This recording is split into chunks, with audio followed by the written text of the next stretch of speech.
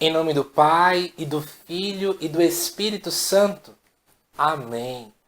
É com grande alegria que eu estou gravando este vídeo para que juntos nós possamos aprofundar o trecho do Evangelho segundo São João, que vai falar sobre o sinal das bodas de Caná. Isso mesmo, não é milagre, hein? É sinal. Eu me chamo José Lucas e é um prazer imenso estar aqui com você falando sobre a Sagrada Escritura. Faz o seguinte, pega a tua Bíblia, abre lá no Evangelho segundo São João, no capítulo 2, a partir do versículo número 1. E se não for pedir demais, quero lhe pedir imensamente um favor. Se inscreve aqui no canal, deixa sua curtida aqui também. Se desejar no final, mande para outras pessoas, comente. E só assim você me ajuda para que mais pessoas vejam esse conteúdo. Mas vamos lá. Antes de começar a ler, enquanto você está pesquisando aí em sua Bíblia, eu quero convidar você a entender um pouco do contexto geral do Evangelho de João que nós vamos precisar para entender esse trecho. Dos 4 evangelhos, o Evangelho de João ele é muito diferente dos outros 3. Não é à toa que nós costumamos chamar os outros 3, Mateus, Marcos e Lucas, de evangelhos sinóticos. Então João tem suas particularidades.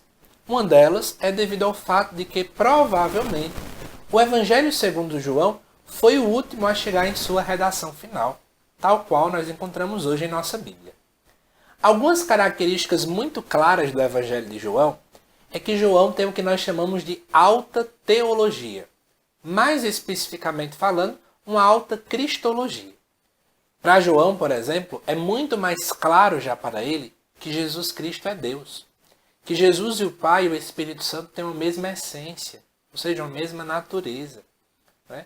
3 pessoas em um único Deus. Além disso, João trabalha muito com oposições teológicas. Luz, trevas, né? O pecado, em contraposto com aquele que é da luz, por exemplo. Muitas realidades que são assim, e isso acaba se contrapondo, ou melhor, se expressando nos personagens. Muitas vezes Jesus chega dizendo uma frase e o personagem não entende. Por exemplo, com a samaritana. Um trecho que se encontra no Evangelho de João. Jesus pede a ela de beber e ela questiona achando que é uma água, né?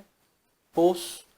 Outro momento, por exemplo, com Nicodemos, Jesus fala que é preciso nascer de novo. Nicodemos acha que é preciso voltar ao ventre da mãe. Então é muito natural Jesus chegar com a alta teologia, ou seja, uma alta compreensão de Deus e os personagens estarem lá embaixo. E Jesus tem que levantar esse povo, né? Erguer o nível do povo. Nós vamos também perceber isso aqui, dentro do sinal das bodas de Caná.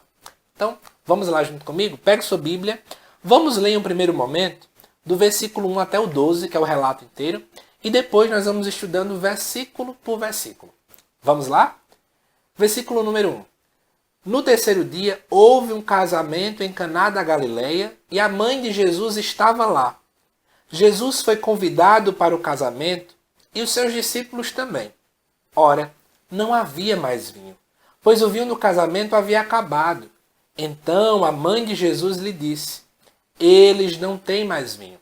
Respondeu-lhe Jesus: que queres de mim, mulher? Minha hora ainda não chegou.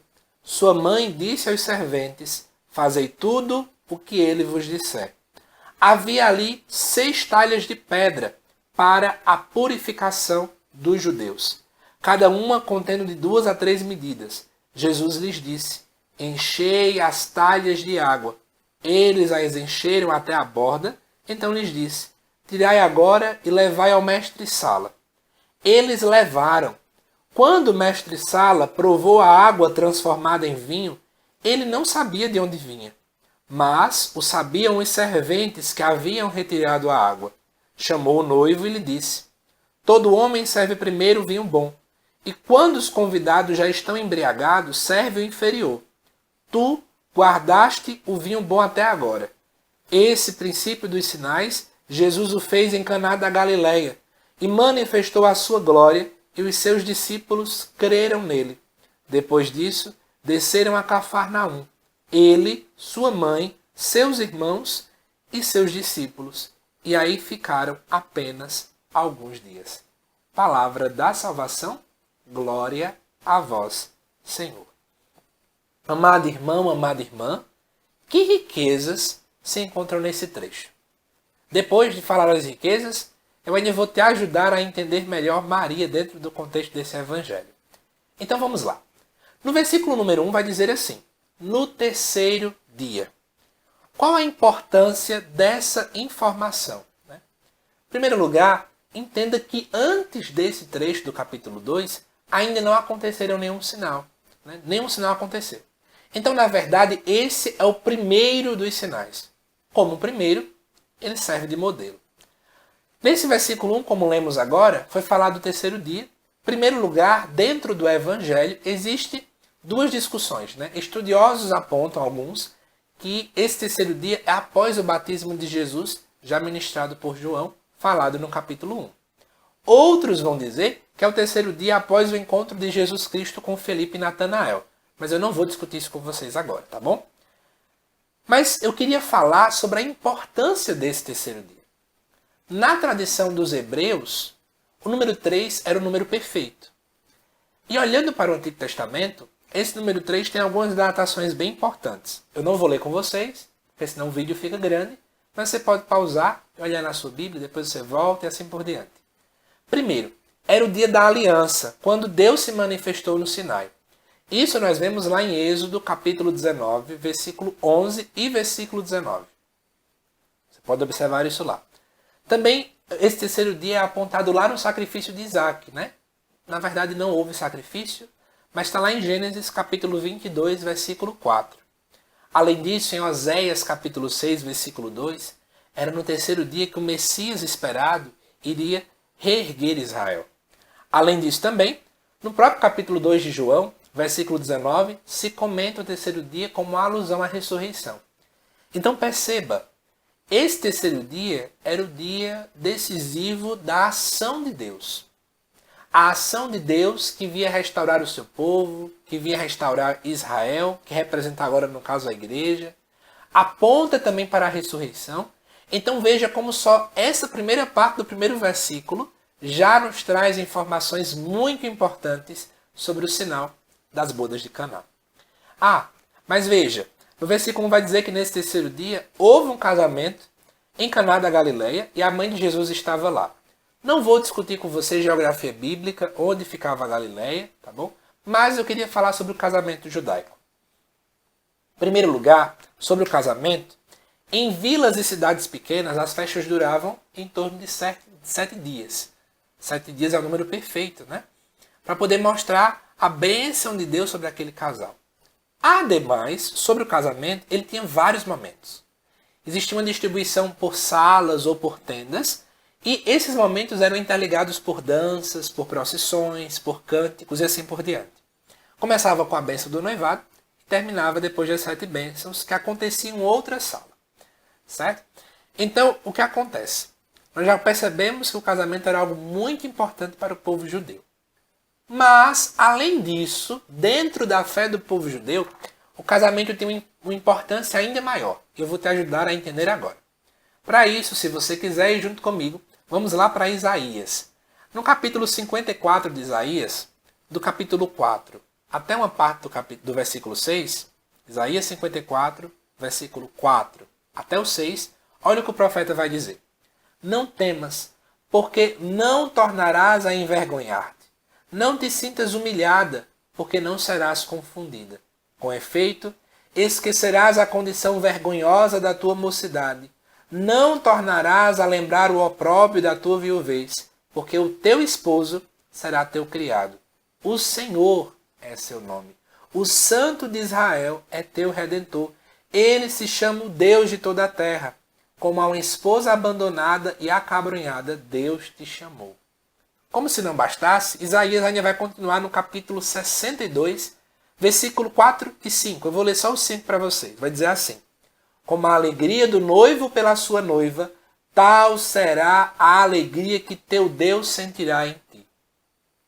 Portanto, dentro do Antigo Testamento, as núpcias e esse banquete nupcial é um tema messiânico.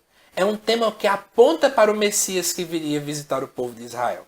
Então você deve começar a perceber agora que o casamento tem esta conotação.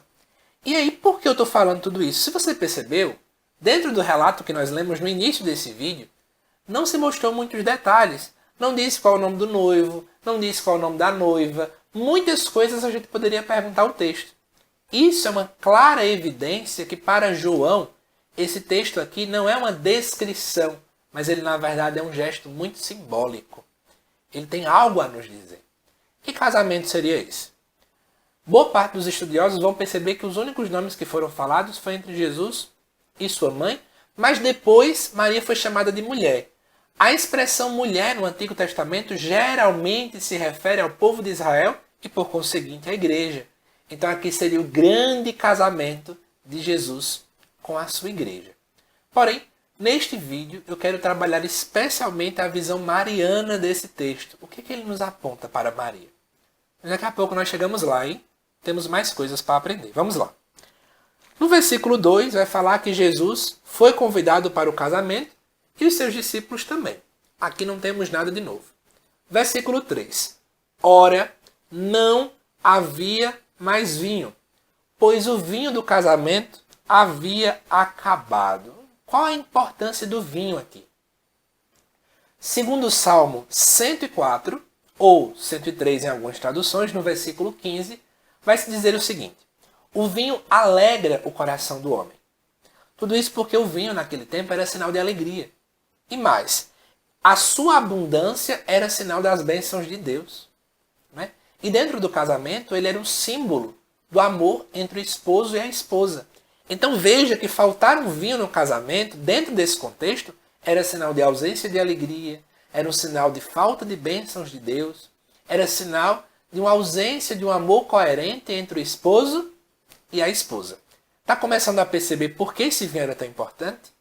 E aí, o que acontece? Segundo João, a mãe de Jesus lhe diz: eles não têm mais vinho. E aí Jesus vai dizer: que queres de mim, mulher?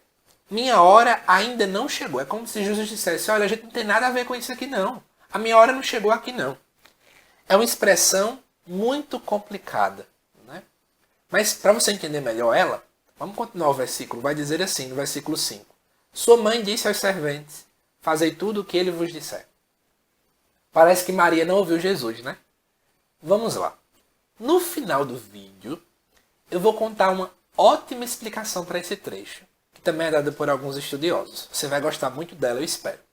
Mas eu vou dar uma outra aqui agora, que também é muito satisfatória. Lembra que eu falei que dentro do Evangelho de João existe esse embate teológico em que Jesus fala algo muito avançado e o povo não compreende, e Jesus tem que elevar o nível desse povo? Olha o que acontece. Maria chega, fala isso, constata que falta vinho. Alguns vão ver nela já aqui um pedido de intercessão, outros só veem uma constatação da parte dela. E Jesus vai dizer: olha, Maria, não tem nada a ver com isso aqui não. Minha hora não chegou. Quais seriam as perguntas de Maria? Por que não temos nada a ver com isso? Por que a sua hora não chegou? Maria podia ter feito questões assim. E João, como é costume no seu evangelho, ele faz essa discussão mesmo. Nicodemos fazendo perguntas bem bestas. A gente vai dizer: meu Deus, Nicodemos não pensava. Maria, pelo contrário, automaticamente dá um salto na fé. Maria não questiona Jesus. Ela não se mostra como alguém que não entendeu, que está cheio de pulgas na cabeça, né, atrás da orelha. Não. Maria dá um salto na fé como uma mulher inteligente, de fé, que compreende os mistérios de Deus, e ela automaticamente não questiona. Apenas olha para os serventes e vai dizer: fazei tudo o que ele vos disser. Lindo, né? Vermos que Maria tem uma fé diferente de outros personagens que nós vamos perceber dentro do Evangelho de João. Ah, como se não bastasse, que hora é essa que Jesus fala, né? Dentro do Evangelho de João, a hora principal do seu Evangelho, a hora que Jesus, inclusive, é rei de verdade, é na cruz. É lá na cruz que, de fato, é a hora de acontecer esse grande casamento de Jesus com a igreja. Esse grande momento de poder transformar o vinho, nesse vinho de alegria, trazer o vinho de volta. Então, decora aí que é naquela hora da cruz. Porque daqui a pouco, no final do vídeo, eu vou mencionar algo de lá, hein? Preste bem atenção. Só que nesse versículo 5, Maria fala algo bem interessante. Maria vai dizer o quê? Fazei tudo o que ele vos disser. Amado irmão, amada irmã, esse trecho é encontrado lá em Gênesis capítulo 41, versículo 55. Pega na tua Bíblia e dá uma olhada.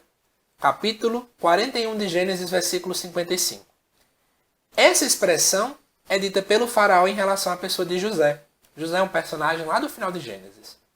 Jesus então é visto aqui pelo evangelista João como o novo Moisés, que salva a vida de seus irmãos. Achou que é forçamento de barra? Eu trouxe aqui algumas coisas anotadas e eu vou comentar para você. José, lá em Gênesis, especialmente no capítulo 41, ele foi usado por Deus para mediar a salvação, né, do povo que estava passando por uma crise naquelas terras. Perceba que é como se ele fosse um mediador da bênção divina. José é como se ele prefigurasse Jesus Cristo. Outra coisa interessante é que José, ele saiu de escravo para se tornar governador. Jesus foi levantado, ele foi tirado da prisão para governar o Egito. Jesus também foi levantado dos mortos para governar o mundo inteiro. Olha que coisa linda. Podemos sim fazer uma perfeita alusão entre Jesus e José. Mas vamos continuar, hein? Temos mais coisas para poder falar. Segunda parte do Evangelho vai dizer assim: havia ali 6 talhas de pedra. O número 6, dentro da realidade judaica, era um número incompleto, porque 7 é a perfeição. Então 6 mostra uma imperfeição, uma incompletude. Eram talhas de pedra, elas eram utilizadas para a purificação, eles lavavam as mãos antes de comer. Se eles vissem alguém que era pecador, tinha que lavar a mão, era essa a rigidez da lei judaica. Não podia se usar talhas de barro, por exemplo, porque o barro para eles poderia fazer com que a água se contaminasse. Tudo isso você vai ver essas regras em relação à purificação lá em Levítico capítulo 11, versículo 33. Né? E aí o que acontece? Eles vão pegar as talhas de pedra para a purificação dos judeus, cada uma contendo de 2 a 3 medidas. É importante você entender que isso reflete que dava no total cerca de 600 litros de água, por essa quantidade de talhas. Eu queria pontuar uma coisa para vocês, né? Sobre essa dinâmica das talhas. Veja que as talhas são feitas de pedra. Alguns estudiosos enxergam, né, aquele texto de Ezequiel, capítulo 36, versículo 26. Eu vou ler na íntegra, que diz assim: dar-vos-ei um coração novo, porei no vosso íntimo espírito novo. Tirarei do vosso peito o coração de pedra e vos darei um coração de carne.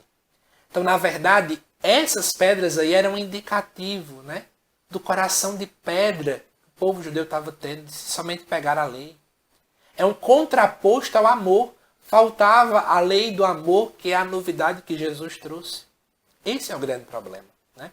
E é interessante encher 6 talhas, que dá 600 litros, para você perceber que em Cristo existe abundância. Né? O Cristo traz abundância para todos nós. Jesus então pede para que encham elas de água. Né? Alguns inclusive refletem que a água simbolizava a Torá, né? Que são os 5 primeiros livros da Bíblia, que eram o ponto máximo para os judeus. Jesus agora é quem traz essa nova realidade de lei, que é a lei do amor como centro. Só que tem um problema, né? Jesus então pede para que tire, ali estava vinho. Só que quando as talhas de pedra são utilizadas para a fabricação de vinho, que era algo natural naquele tempo, elas ficavam impróprias. É como se João estivesse dizendo assim: olha, com a realidade do Cristo, a purificação que vocês antigamente faziam, agora não é mais necessária. Até porque era uma purificação exterior. Não é uma purificação interior, percebe? É algo completamente exterior. Muitas vezes eles se purificavam exteriormente, mas o coração não estava em Deus. Esse é o grande problema que nós vemos dentro desse texto. Depois a gente já sabe o restante, né? O mestre de sala vai lá, é bem irônico, porque o mestre de sala devia estar à frente de tudo, e ele constata que o vinho é melhor do que o anterior. Para poder trazer à tona essa realidade, né? A mensagem do Cristo, ele é a plenitude de tudo aquilo que já estava sendo vivenciado antes. Ele plenifica todas as coisas. Né? Santo Tomás de Aquino, comentando esse evangelho, vai comentar que Jesus pede para que tragam a água, porque é para mostrar o seguinte: não é que Jesus veio acabar com tudo que tinha no Antigo Testamento, mas ele agora veio dar plenitude. Né? Ele veio agora, de fato, dar o verdadeiro sentido tudo aquilo que havia sido anunciado pelos profetas, por exemplo. Eu queria só terminar comentando duas coisas ainda sobre o Evangelho. A patrística, os primeiros padres da igreja, costumam olhar para esse trecho também como apontar para a Eucaristia, o vinho. Não é? E outra coisa também, se você observar, é que vai dizer lá no versículo 11 que esse é o princípio dos sinais. Princípio, em grego, arquê, tem uma referência aqui que ele é um modelo. Né? Ele é o princípio, ele é um modelo de todos. Se você acabar percebendo, todos os sinais realmente têm algo que o sinal das bodas de Caná aponta para esta realidade. Então espero que você tenha entendido bem o sinal das bodas de Caná. E a grande pergunta que fica agora para nós é o que é que Maria tem a ver aqui. Né? O que nós podemos extrair em relação a Maria? Como eu já comentei, nós podemos aqui muito bem enxergar o nome mulher como uma referência à igreja. O Cristo que se casa com a igreja. Né? O Cristo que tem a igreja como esposa. Tudo isso é puramente verdade. Não menti nada para vocês. A grande pergunta que fica agora é refletirmos no seguinte. Nós sabemos dessa realidade todinha, mas o que nós podemos aprender em relação a Maria nesse texto? E eu trouxe aqui alguns pontos para que nós possamos meditar aqui juntos. Na verdade, são 9 pontos que eu trouxe. Vamos lá. Primeiro, você percebeu que Maria não pediu nada para si? Maria observou a falta que os outros estavam tendo naquele casamento.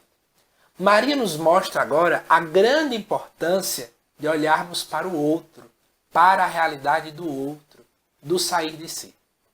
Maria nos mostra que o egoísmo que muitos de nós ultimamente queremos ter nessa sociedade moderna não é o que de fato o Senhor deseja.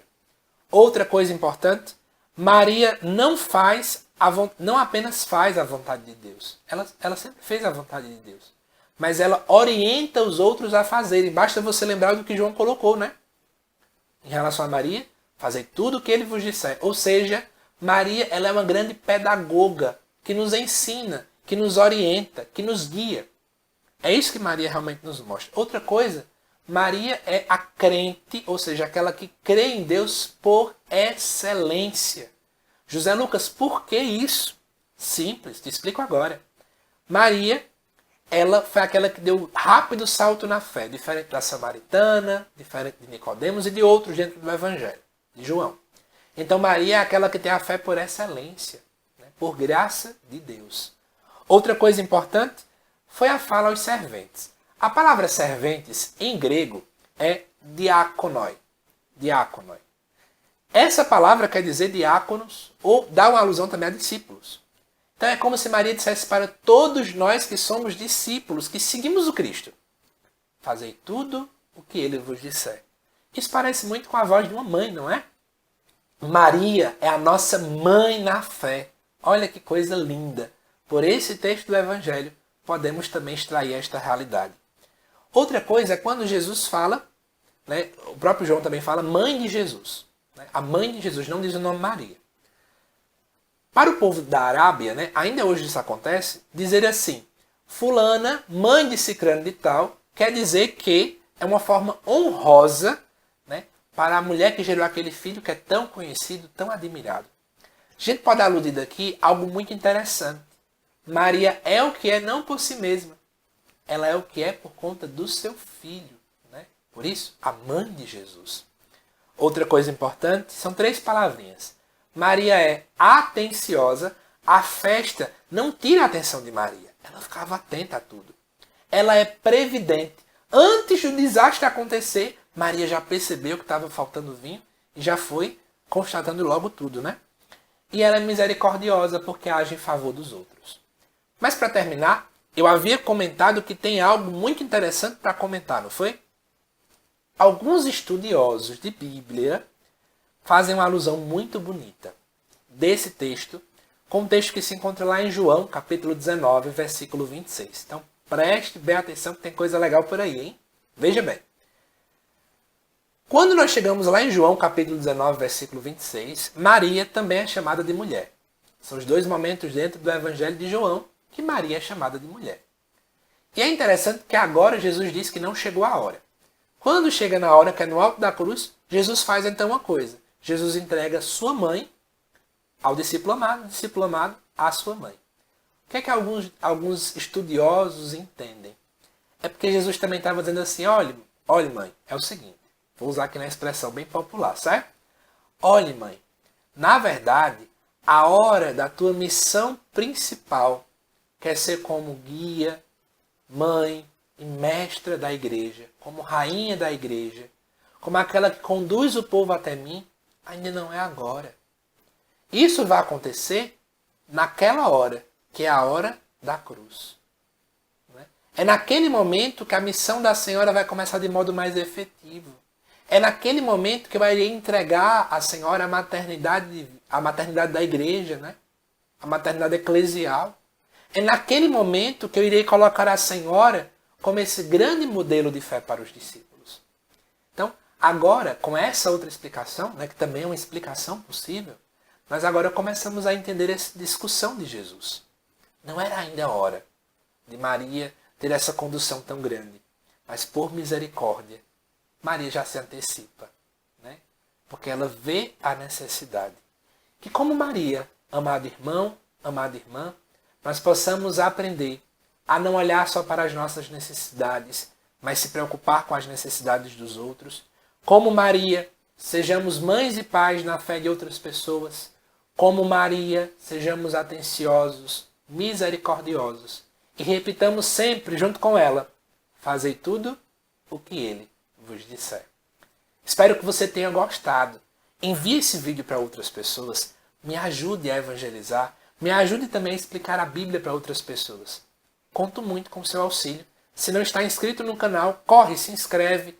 Curte aqui esse vídeo. Comenta também. Só assim o YouTube entrega esse material para outras pessoas. Que Deus te abençoe e até mais.